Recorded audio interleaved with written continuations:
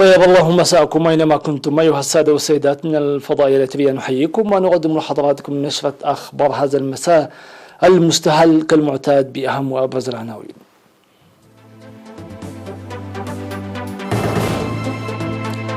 صلوات الترحم لذكرى الشهداء.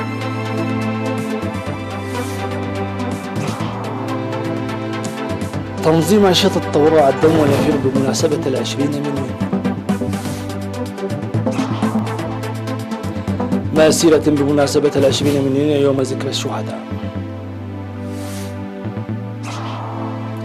خطف أكثر من 80 طالبا في هجوم على مدرسة بنيجيريا. أنطونيو غوتيريش أمينا عاما لولاية ثانية حتى 2026. السلطة الفلسطينية تلقي اتفاقا مع إسرائيل حول لقاحات فيروس كورونا. أهلا بكم إلى التفاصيل. شهد مسجد الخلفاء الراشدين وكنيسة القديس ميكائيل بدبر سهل في العاصمة أسمر اليوم 19 من يونيو صلوات الترحم على أرواح الشهداء الأبرار الذين ضحوا بحياتهم في سبيل الحرية والاستقلال وحماية السيادة الوطنية. وشهدت مراسم صلوات الترحم التي جرت صباح اليوم 19 من يونيو بمشاركة رجال الدين بينهم نيافة الأنبا قيرلس البطريرك الخامس للكنيسة الأرثوذكسية الإريترية وأعضاء القديس سيندوس والبطاركة. وذكر نيافة الأنبا قيرلس في رسالته دلالة الاستشهاد ورزانة استغلال إريتريا المؤكد والمؤمن بالاستشهاد، موصيا المواطنين مواصلة الدعم والرعاية الجارية لأسر الشهداء حسب المستطاع، وحماية السيادة الوطنية وتنمية البلاد بتمتين الوحدة والتعايش بالحب والتراحم. كما شهد مسجد الخلفاء الراشدين عصر اليوم 19 من يونيو إقامة صلوات الترحم والدعاء للشهداء الأبرار بإمامة فضيلة الشيخ السالم إبراهيم المختار القائم بأعمال مفتي إريتريا والأمين العام للهيئة العليا للإفتاء والشؤون الإسلامية الإريترية. وقال الشيخ سالم المختار في كلمته أن تبني أسر الشهداء مسألة لا يمكن تركها للحكومة فقط، مشددا على مشاركة المواطنين لمساعدة أسر الشهداء ماليا وعينيا ومعنويا. وأشار الشيخ سالم إلى إجراء استعدادات لانتخاب مفتي إريتريا في القريب العاجل.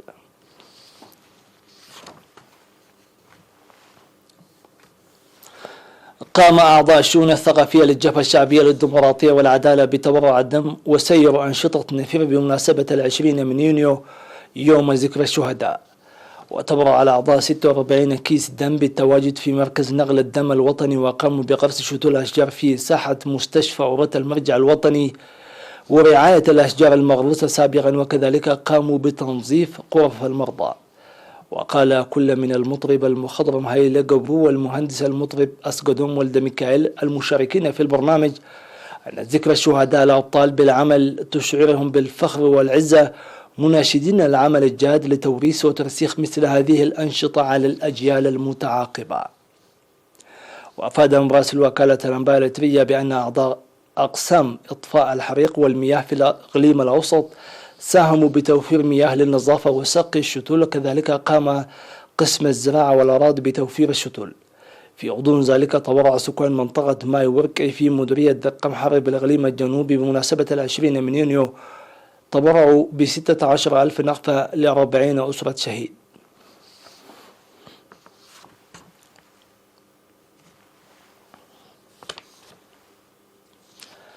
قام المواطنون في مديرية حلحل بتنظيم مسيرة أقدام بمناسبة 20 من يونيو يوم ذكرى الشهداء، وأحيا 185 مشاركا في المسيرة المناسبة بتنظيم فقرات فنية وثقافية بالوصول إلى جبهات ودفاعات الجيش الشعبي لتحرير إريتريا التي حقق فيها الأبطال بطولات إعجازية. وقدم قادة الجيش والمناضلون القدامى في المناسبة توضيحات مسهبة فيما يتعلق بتاريخ جبهة حلحل والمواجهات الطاحنة الاستنزافية التي شهدتها الجبهة. كما قام المشاركون في المسيرة بإعداد حفل لقرص الشتول في مقبرتي الشهداء بحلحل وملبسو. وقال مدير المديرية السيد قرماتون أبرهة أن سر انتصار الشعب الإريتري يرتكز على وحدته القوية ووفائه داعيا الشباب لتعزيز مساهماتهم الواعية لتحمل أمانة الشهداء، باعتبار أن تنفيذ وصايا الشهداء مسؤولية كافة المواطنين.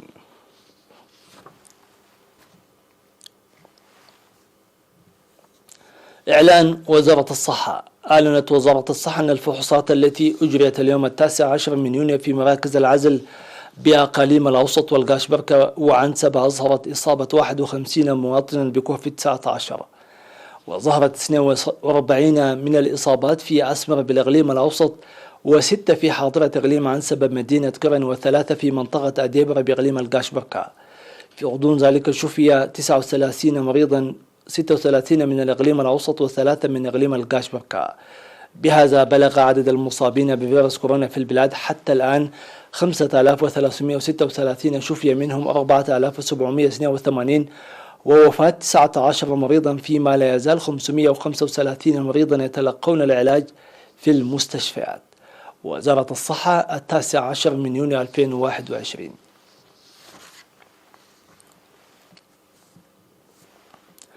شهدت أقاليم البلاد اليوم 19 من يونيو أنشطة نفير واسعة بمناسبة ذكرى الشهداء الأبرار، اشتملت على قرص الشتول وإعداد الحفر لقرص الشتول ورعاية الأشجار والنظافة في مقابر الشهداء.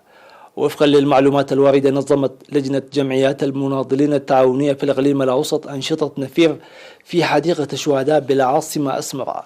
وقال رئيس لجنة جمعيات المناضلين التعاونية السابق السيد سلمون تولده أن أكثر من 43 من جمعيات المناضلين التعاونية في كافة أقاليم البلاد جددت في هذا اليوم عهدها لتنفيذ أمانة الشهداء. كما نظم طلاب ومعلمو كلية تراث للعلوم الصحية في ساحة الكلية أنشطة تشجير، فيما سيرت عضوات الاتحاد الوطني للمرأة الإريترية القادمات من مختلف مناطق العاصمة أسمرة أنشطة نفير في مقبرة الشهداء بأسمرة. في غضون ذلك نظم أعضاء إدارة مديرية حقات والشرطة وكذلك أعضاء جمعية المناضلين التعاونية السابقة أنشطة نفير في مقبرة وحديقة الشهداء في المديرية. كما دفع مكتب وزارة العمل والرعاية الاجتماعية في مديرية حقات 1,100,000 نقفة ل 952 أسرة شهيد خلال 6 أشهر مضت، وتوزيع أكثر من 106,000 نقفة تبرع بها المواطنون في الداخل والخارج لأسر الشهداء المعنية.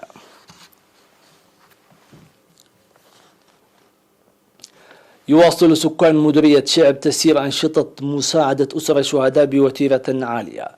وأوضح مسؤول العمل والرعاية الاجتماعية في المديرية السيد محمد يحيى بأن موظفو الحكومة يقومون بتقديم مساعدات مالية سنويا ل20 أسرة شهيد محتاجة بواقع 6,000 نقفة لكل أسرة، فيما يتكاتف المواطنون مع أسر الشهداء في موسم الحرث من الزراعة وحتى جمع الحصاد. وقال السيد محمد يحيى أن الحكومة تدفع سنويا بانتظام أكثر من 1.1 مليون نقفة لأسر الشهداء في المديرية، وقد استفاد من الفرص المتاحة لتحسين حياة أسر الشهداء المعيشية بخلق فرص تربية الدواجن والتجارة المصقرة.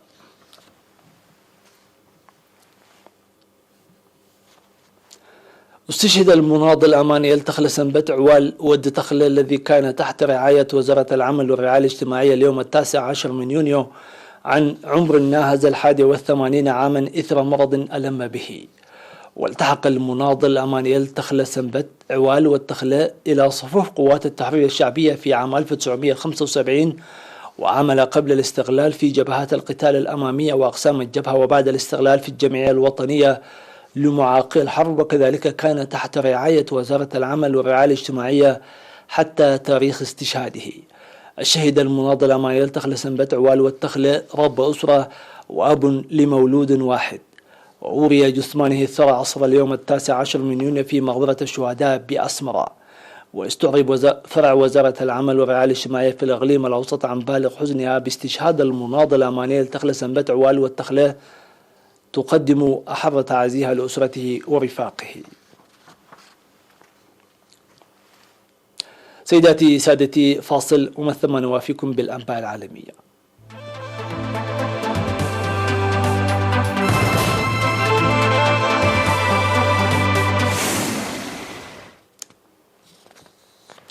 قتل شرطي على يد مسلحين وخطف ما لا يقل عن 80 طالبا غالبيتهم فتيات، فضلا عن 5 معلمين من مدرسة في ولاية كيبي بشمال غرب نيجيريا، كما أكدت مصادر محلية وأمنية. واستهدف الهجوم مدرسة اتحادية حكومية في بلدة برنين اليوار النائية، فيما أعلن المتحدث باسم شرطة كيبي بأن قوات الأمن تبحث في إقابة قريبة عن الطلاب والمعلمين المخطوفين.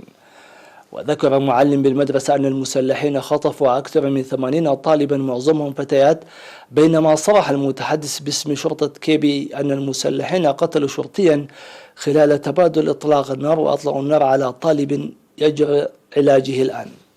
والهجوم هو ثالث واقعة خطف خلال 3 أسابيع في شمال غرب نيجيريا تنسبها السلطات إلى عصابات تطلب فداء.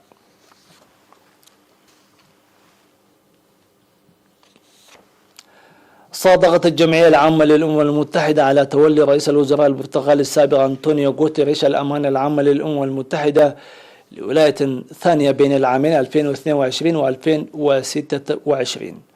وسبق أن أعطى مجلس الأمن الدولي الذي يعد قراره أساسيا في آلية التعيين أعطى موافقته في 8 يوليو على تولي غوتيريش المنصب لولاية ثانية. وأدى الأمين العام للأمم المتحدة منذ عام 2017 اليمين واعدا بأن يتصرف باستقلال كامل عن الدول الأعضاء والمنظمات أثناء حفل حضره الرئيس البرتغالي مارسيلو ريبيرو دي سوزا. ودعا غوتيريش عقب ذلك إلى عالم يستخلص العبر من جائحة كوفيد-19 الفتاكة.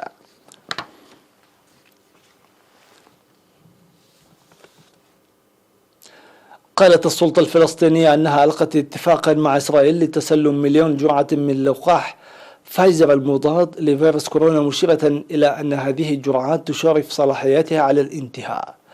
وكانت الدولة العبرية قد أعلنت في وقت سابق عن اتفاق تنقل بموجبه إلى السلطة الفلسطينية 1,000,000 جرعة من لقاح فايزر تنتهي صلاحيتها قريبا، مقابل منحها نفس الكمية من الجرعات عندما يتسلمها الفلسطينيون من المختبر الأمريكي.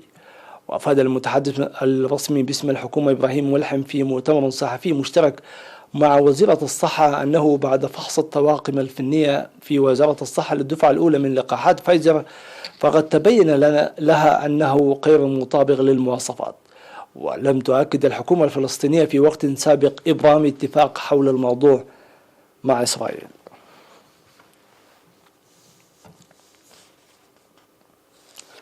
ثارت جبلان البركانيان إتنا واسترامبول في إيطاليا مجددا ونفثا حممهما في السماء.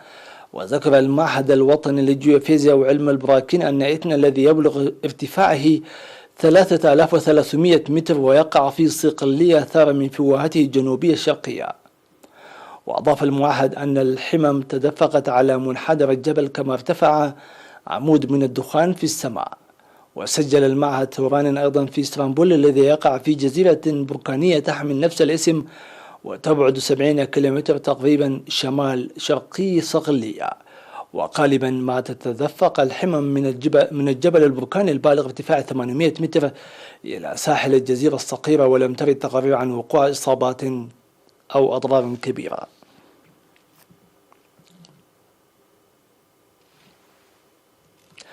سيداتي سادتي، وبهذا وصلنا إلى ختام هذه النشرة. في أمان الله وحفظه.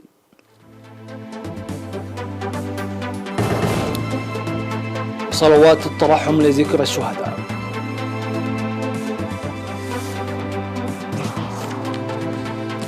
تنظيم أنشطة تبرع الدم والنفير بمناسبة 20 من يونيو. مسيرة بمناسبة 20 من يونيو يوم ذكر الشهداء. خطف أكثر من 80 طالبا في هجوم على مدرسة بنيجيريا. أنطونيو غوتيريش أمينا عاما لولاية ثانية حتى 2026. السلطة الفلسطينية تلقي اتفاقا مع إسرائيل حول لقاحات فيروس كورونا. في أمان الله وحفظه.